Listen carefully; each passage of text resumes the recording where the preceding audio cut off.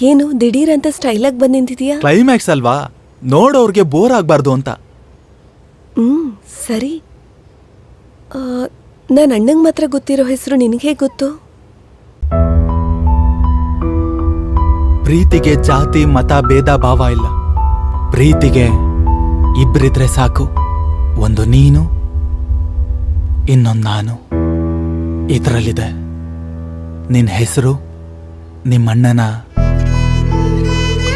ಕನಸಿನ ಉಡುಗೊರೆ.